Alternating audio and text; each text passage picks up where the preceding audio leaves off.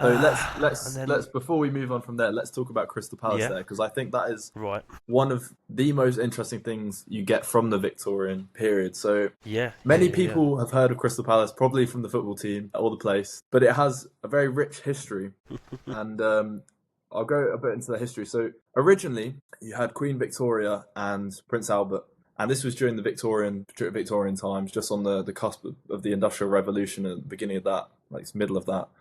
Prince Albert was very, very interested in the sciences.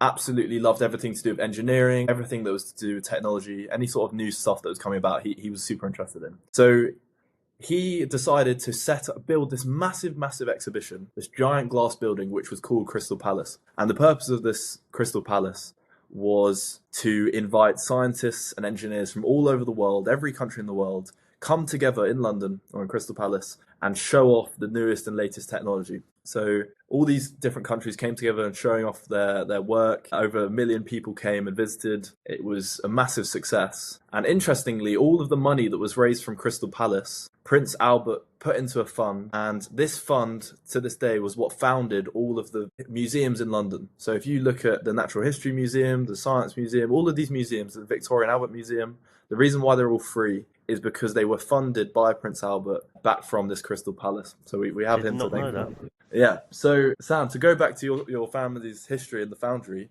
they did an exhibition at the Crystal Palace, didn't they? Yeah, so I've just found it here. It was exhibit number 509, and it was one of the George's standard 222 tank locomotives, also known as Little England. Wow. And I think I'm just reading quickly over what this is saying. It's basically it's a smaller motive trying to reduce expenses and traffic. So it was basically sort of trying to make everything cheaper.